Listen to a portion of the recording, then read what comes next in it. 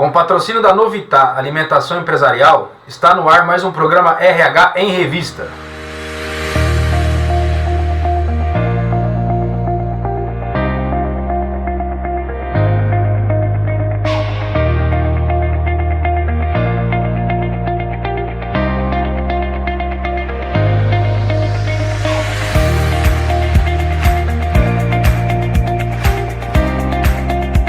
Nosso convidado de hoje, Fernando Nunes Ferreira, sócio fundador e responsável pelo RH da empresa Gluck Consulting, referência no segmento de supply chain, logística internacional e comércio exterior. E o tema, RH 4.0 e o seu protagonismo. Fernando, seja bem-vindo ao nosso programa. Olá, Fernando Nunes Ferreira, como vai você? Tudo bem? Boa noite, Ari, tudo ótimo. E você, como é que está? Tudo bem, que bom que você está aqui conosco, que bom que vamos aprender um pouco mais sobre RH, né? Tudo bem então, Fernando? Tudo ótimo, vamos bater um papo sobre RH. Vamos aprender sobre RH, né? Estamos doidos para aprender com você pelos seus mais de 20 anos que você tem de experiência no segmento RH. Conta um pouco para a gente isso aí e a empresa que você está atualmente, por favor. Legal. Então são mais de 20 anos atuando com recursos humanos e empresas nacionais e multinacionais, empresas como Schneider Electric, hoje não existe mais Medial Saúde, Panalpina também não existe mais, foi adquirida, Syngenta Proteção de Cultivos, e há 10 anos atrás resolvi empreender, resolvi abrir uma empresa e abrimos a Gluck. A Gluck é uma multinacional brasileira. Nós iniciamos aqui no Brasil e São Paulo e expandimos. Hoje nós temos duas filiais aqui no Brasil, São Paulo e Campinas, e temos também uma filial em Miami. Nós somos hoje uma consultoria de recursos humanos com 4 pilares, 2 deles voltados para a área de Executive Search, um para C-Level, outro para cargos até uma média gestão, um pilar para a parte de desenvolvimento humano, e um outro pilar para projetos especiais. Aí nós temos até aí um trabalho de M&A para o segmento de comércio exterior e logística, que é um segmento que nós somos referência atuando hoje no Brasil. Nós atuamos aí com os principais players da área de comércio exterior e logística, né? E falar sobre RH, eu tenho um prazer, eu adoro, a minha vida inteira foi voltada para a área de recursos humanos. E vamos lá, vamos bater um papo aí sobre o momento do RH, né? Porque agora, pós-pandemia, com certeza o RH ele ganhou mais força. Exatamente. E aí o nosso intuito aqui do nosso RH em Revista é justamente dar essa voz para o RH, para que ele seja cada vez mais entendido e compreendido dentro da sua organização. Esse é o nosso foco de trabalho aqui com o RH em Revista. Entendeu? Legal. Eu te agradeço aí pelo convite. Vamos lá, vamos falar um pouco. A ideia é a gente bater um papo, né? Um pouco falar um pouco. Já se vem falando há muito tempo do RH 4.0. 4.0, exatamente. Então vamos lá, o protagonismo do RH nesse formato 4.0 aí. Como é que você encara isso? Como é que você passa isso para os nossos grupos de RH, por favor? Eu entendo que assim, né, que o RH ele já veio numa crescente de muitos anos, né? A gente pega desde lá atrás, o RH ele participou de todas as revoluções, aí só ganhando força, né? Cada revolução industrial que veio ele foi ganhando força, e aí nós temos hoje aí o RH 4.0, que era o RH voltado para a tecnologia, o RH que ganhou bastante força em atender o business, atender o negócio, né? Tá muito próximo, né? Os diretores de RH hoje eles participam de reuniões com executivos, com diretoria, né? Eles fazem parte do board das empresas, que é muito importante, né? Então a gente vê isso vem acontecendo gradativamente. A gente pega lá atrás, o RH era administração de pessoal, né? Era a folha de pagamento, administração de pessoal, aí virou RH, foi absorvendo departamentos, áreas, foi, né, ganhando corpo dentro das organizações. E eu vejo que cada dia que se passa, o RH foi ganhando esse corpo e sendo mais envolvido ao negócio, ao resultado. Então, uma empresa que não tem um RH muito desenvolvido é uma empresa que ela não estava à frente aí do business, né, como necessário.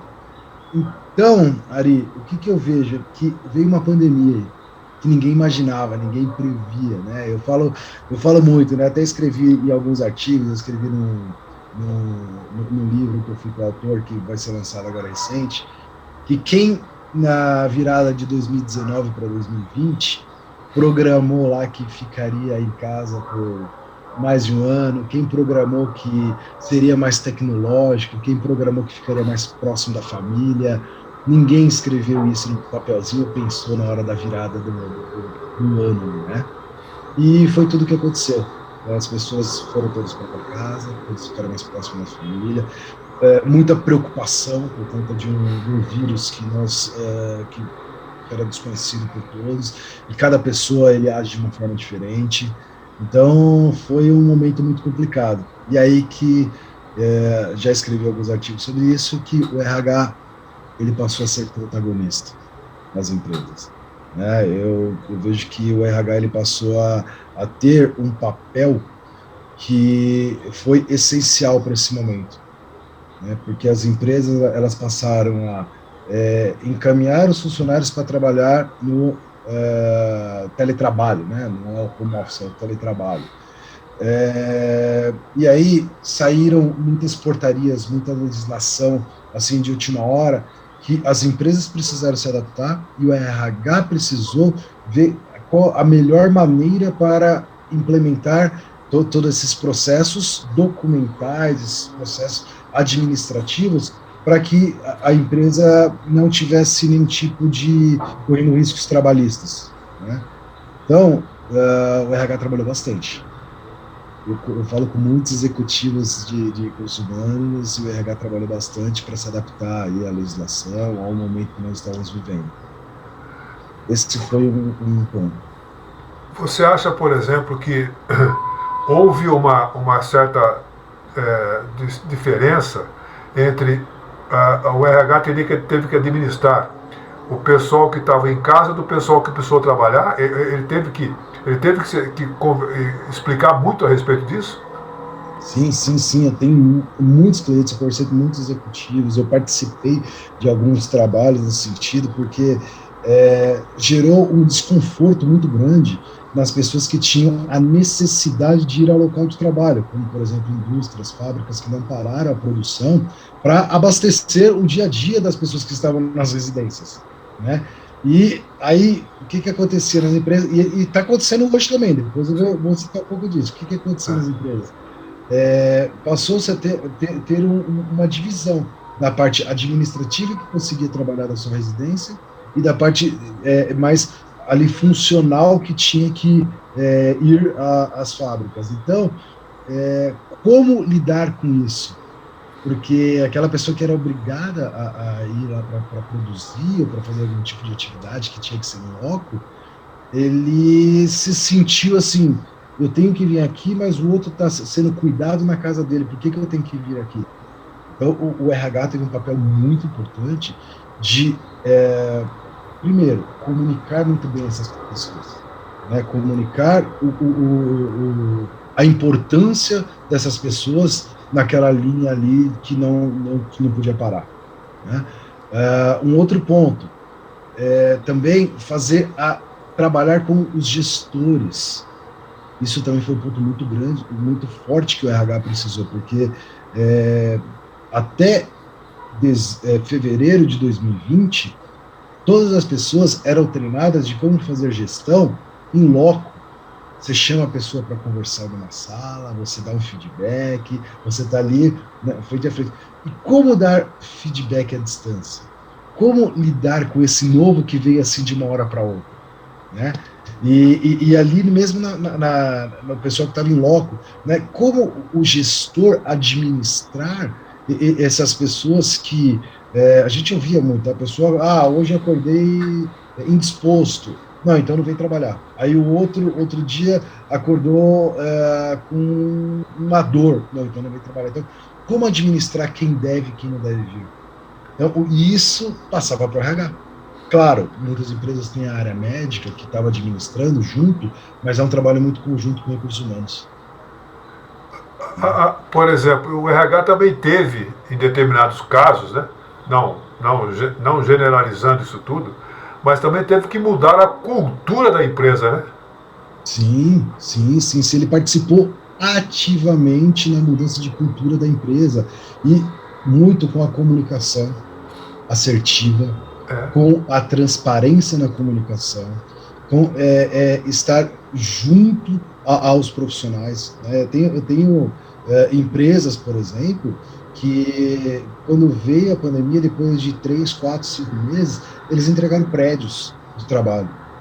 E aí, como que o funcionário lida com aquilo psicologicamente, sabendo que ele não vai ter mais um local para voltar a trabalhar? Então, você tem que mudar um pouco a cultura do profissional, a cultura de como lidar, de como trabalhar com essas pessoas num outro ambiente.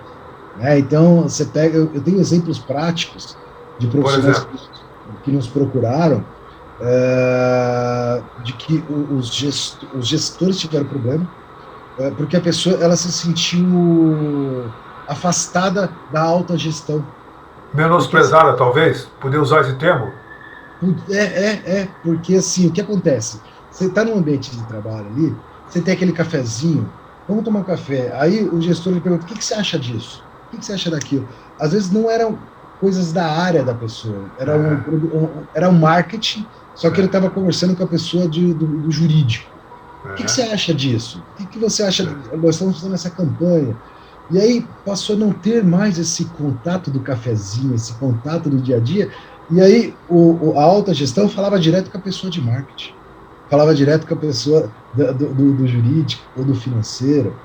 E aí aquele bate-papo de corredor que tinha uma pergunta formal, ele passou a ter.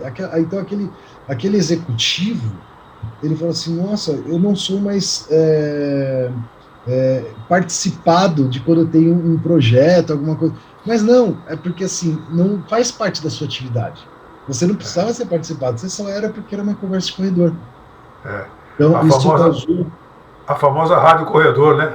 Exatamente. E isso foi uma das principais causas do burnout, né? Então, muitos executivos, muitas pessoas de todos os níveis, eles ficaram preocupados com a empregabilidade, com tudo. E eu gosto de falar bastante de empregabilidade. Né? Quando a gente fala do RH protagonista, o RH, ele gera a possibilidade das pessoas a se desenvolverem, né? E aí só se desenvolve quem realmente busca, né? E o RH, ele passa a ser um formador de profissionais. E eu vejo que foi um momento muito interessante esse daí. O RH que soube trabalhar, soube ser esse protagonista que eu falo, ele saiu aí muito bem, né? Com bastante transparência, com conhecimento de causa, porque você imagina, cada semana era uma informação nova, você não tinha como dar as informações para os funcionários, porque a gente não sabia o que aconteceria no outro dia, na outra semana, né? Eu tenho exemplos práticos, eu mesmo, né, no escritório da Google, que eu falei, pessoal, peguem as coisas de vocês, vão para a residência, notebook, tudo, e daqui a 15 dias a gente está de volta, um mês no máximo a gente está de volta. Quase 2 anos. Quase um ano sem se falar. Depois, agora a gente já se encontrou, mas foi quase um ano sem se encontrar. Sim, não queria passar por isso, mas eu queria ver o semblante de um profissional de RH tendo que explicar para o seu gestor, as pessoas que estavam acostumadas com aquele processo, né, explicar para ele que deveria acreditar naquele profissional trabalhando em casa, porque ele não ia mais bater o cartão de ponto, ele não ia ter mais não sei o que e tal, e ele teria que acreditar que aquele funcionário estaria realmente trabalhando e fazendo todas as informações. E como que ele deveria administrar isso aí? Olha, deve ter sido um caos aí para ele, né? Não foi fácil, porque é uma linha muito tênue da microgestão, né, com você administrar o funcionário no dia a dia sem ele saber o que está acontecendo. Então, assim, é importante, a gente treinou muitas empresas nesse sentido, muitos gestores, você se tornar mais presente, mas ao mesmo tempo tem que tomar um cuidado muito grande para não ser aquele chefe que está, será que ele começou a trabalhar? Será que ele não? Fazer aquela microgestão. Então, foi muito complicado isso, né? Que cada gestor ele tem uma forma de fazer o trabalho com os funcionários dele. E aí, quando teve essa virada de chave, não deu tempo de treinar ninguém. Né? Teve que ir na raça, né, Fernando? Tivemos que nos adaptar todos. E o RH foi uma peça-chave aí em treinar, em trazer e mostrar para os líderes como fazer a comunicação. Né? E teve a coisa boa e a coisa ruim. Né? Por exemplo? A coisa ruim é a distância que nós tivemos das pessoas, mas você sabe que eu tive feedback de profissionais, por exemplo, da linha de produção, coisa nesse sentido, que eles falaram que eles nunca se sentiram tão próximo da alta gestão como no online. Verdade, Porque eles viam, por exemplo, o presidente da empresa, uma vez por ano no palco lá falando... Na festinha de final do ano. Exatamente, era o mais próximo que eles chegavam. Com a pandemia, esse mesmo presidente, ele passou a fazer reuniões com todas as equipes. E aí, você imagina, você está aqui com a pessoa na sua frente no computador, ó, 2 palmos, ele está aqui na sua frente. E você só via ele no palco. Exatamente, Então, ao mesmo tempo, teve essa proximidade. Foi muito legal. E, mais uma vez, o RH fazendo todo esse gerenciamento, o RH fazendo toda essa gestão. E o principal do RH, em todo esse momento aí de pandemia, foi comunicação. Perfeito.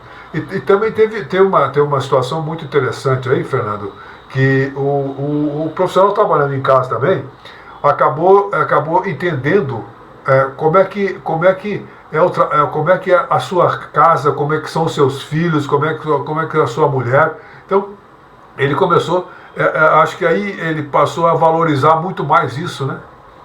Sim, e isso foi um ponto também muito positivo, que eu vejo que assim, os profissionais trabalhando em casa, eles tiveram esse conhecimento um pouco maior do que...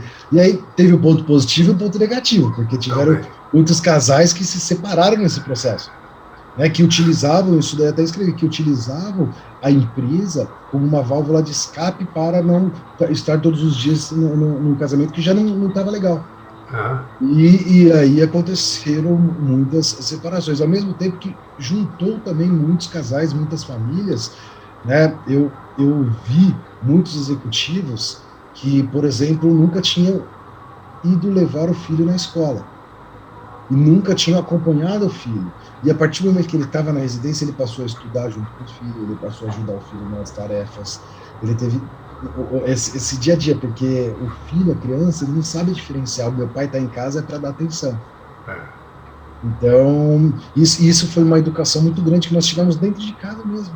Né? Da gente não atrapalhar os nossos filhos na aula online, e dos nossos filhos não atrapalhar a gente no nosso horário de trabalho. Então foi um grande aprendizado para todos. Foi exatamente isso que realmente aconteceu com todos eles, né? Isso foi... Agora, como que ele me explicar também, assim, olha, o senhor não pode ligar lá para o funcionário, lá para o gestor ou para alguém lá, perguntar para ele se você está trabalhando, né? Isso ele teve que administrar isso também, né? Essa famosa pergunta aí, né? Sim.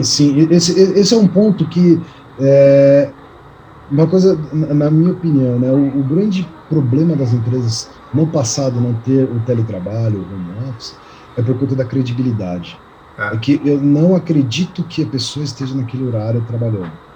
E o grande líder, o grande gestor e o grande profissional de RH, eles são pessoas que acreditam em produtividade. Né? Então, assim, se você acredita em produtividade, você sabe que aquela pessoa está produzindo. Às vezes ela pode não estar trabalhando naquele período da manhã, mas ela vai produzir na parte da tarde e à noite ela vai entregar. O dobro do que podia ter feito naquela manhã, né? Exatamente. Então, assim, isso veio um aprendizado muito grande para a gente, né? trabalhar com produtividade. Isso daí, e sempre se falou muito disso, produtividade, produtividade, produtividade, mas nunca nós tivemos essa necessidade de provar as pessoas num outro local. Eu tinha que ver que está todo mundo ali trabalhando. E muitas vezes, o ver que está todo mundo ali trabalhando, às vezes a pessoa está de costas para você, ela está dentro de um site de rede social, ela está conversando com algum amigo, em algum chat, não necessariamente a pessoa está trabalhando. Então, era meio ilusório isso de ter as pessoas debaixo dos nossos olhos ali. Nós conversamos depois um dia com um profissional de RH também, aqui nesse programa aqui, e ele fez uma situação muito interessante. Depois ele fez inclusão social, fez uma série de mudanças lá, de comportamento lá dentro do RH dele. Era uma multinacional também. E aí, como que ele fez para poder aglutinar esse pessoal e ter mais estendos mais participativos? Ele fazia as reuniões online com os funcionários, mas exigindo ou não, sugerindo que a família participasse. Entendeu? Que a família participasse. Então, com a participação da esposa ou do marido, né, numa reunião dessa, aí ele colocava para eles toda a situação da empresa, o que a empresa está fazendo, como que ela está fazendo, o porquê precisava dele, sabe? E aí o que acontecia? Acontecia assim que o casal, né, ele ouviu muito disso, deles falando, olha, cuidado lá, faz as coisas direitinho lá para você não ser mandado embora dessa empresa, né? Porque a empresa realmente é um exemplo para você e tal, sabe? Isso ele conseguiu cativar aí a família toda e gerou a inclusão da família para o propósito da empresa, para o negócio da empresa. Isso daí é sensacional. É o que muitas empresas sempre tentaram fazer, mas não tinha o tempo hábil, né? Porque muitas empresas fazem aquela festa de final de ano que traz os funcionários, premia, dá prêmio para eles, ok? Tá. E aí a família, esse é o intuito, né, de trazer a família, para que a família conheça o dia a dia, conheça ali o que quem são as pessoas que trabalham lá, para que quando aquela pessoa chegue em casa estressado, nervoso, né, o cônjuge, os filhos falam, não, calma, né, você trabalha numa ótima empresa, eu estive lá, eu vi que é uma ótima empresa, então calma, né? Então isso sempre existiu essa tentativa de trazer um pouco a família, mas o tempo não ajudava, né? Não tinha muito tempo hábil para isso. E agora realmente aconteceu, né? De trazer a família, de trazer, né, os filhos para participar. Às vezes o filho vê o pai ali trabalhando, e ele vê o quanto ele já tem, né, os pais como ídolos. E aí, a partir do momento que eles viram os pais próximos, isso daí passou a ser muito maior. O respeito dos filhos para os pais, fala, nossa, que legal o trabalho do meu pai. Eu vi muitos depoimentos nesse sentido também. Você ouviu bem? Ouviu isso mesmo? Nas suas andanças, você chegou a ouvir isso? Você teve esse feedback? Sim. Eu ouvi alguns feedbacks nesse sentido do meu pai. Eu tinha meu pai num patamar e agora eu tô vendo o que realmente ele faz. Porque os pais começaram a explicar para o filho, né? Eu mesmo tive que explicar para o meu filho, pai, porque o meu filho, eu tenho um filho que agora ele está com 11 anos, até algum tempo atrás ele achava que a Gluck era um caixa eletrônico, que eu ia lá só para pegar dinheiro. Aí depois ele passou a entender que a Gluck é uma empresa de RH. Aí, aqui eu tive que explicar, ele falou, papai, você fica o dia inteiro em reunião, né? O dia inteiro em vídeo ali com o pessoal. Sim, filho, porque o papai ele tem que conversar com o cliente, ele conversa com os candidatos, com os profissionais, né? Explicando para ele. Então, isso não foi só eu. Muitas pessoas tiveram que explicar para os filhos, porque gerou muita curiosidade o porquê que você está fazendo aquilo. O porquê que você fica o dia inteiro em reuniões. E aí eles acabam escutando um pouco do que você está falando também, as crianças. E aí eles passaram a querer entender, papai, você estava falando com o moço e eu escutei ele falando que ele quer sair da empresa que ele está mas por que ele quer sair da empresa que ele está? Aí você tem que explicar isso, né? Então foi muito legal, e eu tenho certeza que muitas pessoas que estiverem escutando essa nossa conversa vão também fazer uma reflexão do quanto que esse momento de trabalhar no home office, ele trouxe muitos ganhos para todos, né? Inclusive para o desenvolvimento das crianças. Ia tocar nesse ponto aí agora. Aí ele começa a ouvir palavras, ou começa a ouvir relatos e assuntos que ele nunca tinha ouvido na vida dele, e consequentemente aumenta o vocabulário dele, né? O conhecimento e o crescimento dele de conhecimento mesmo, né? Com certeza. Você sabe que eu tenho amigos que, assim, eles ficam... tem uma amiga que o trabalho dela é falar inglês o dia inteiro, reuniões em inglês. E os filhos passaram a repetir palavras em inglês e atitudes que ela tinha na reunião por conta de ver a mãe o dia inteiro falando inglês ali. Isso. Então, assim, tem o lado, claro, das crianças, que as crianças precisam brincar, precisam se divertir, né, tanto que voltou às aulas do meu filho, ele está indo todos os dias para a escola agora, mas isso foi muito legal, a gente olhar por esse lado, foi muito, muito bacana, né? Eu tenho muitos conhecidos executivos, altos executivos, que viviam viajando, viviam em outros países e não conseguiam dar uma atenção legal para o filho. Já vi executivos até que não estavam no dia do aniversário do filho. Né? E agora isso mudou, porque ele sabe que ele não precisa fazer essa viagem. Ele pode fazer uma videoconferência e ele estará no aniversário do filho. E resolver o assunto, né? Eu gosto muito daquele de uma passagem, acho que é bíblica, é isso aí. Há tempo para tudo, né? Há tempo de conhecimento, há tempo de passeio, há tempo de saber, há tempo de descansar, há tempo de tudo dentro do seu tempo, né? Então acho isso ficou um tempo muito bacana, isso tudo para todo mundo, né, Fernando? Exatamente. E assim, uma coisa que eu acredito é que, assim, é o que você falou, há tempo para tudo. E nós somos o dono da nossa linha do tempo. Isso, tudo vem do nosso propósito, do que nós acreditamos, do que nós queremos. Isso só depende da gente, né? O pessoal me fala muito, eu gosto de falar muito sobre empregabilidade quando eu faço algumas lives, né? E aí o pessoal me pergunta, mas eu não tive tempo. Você teve tempo.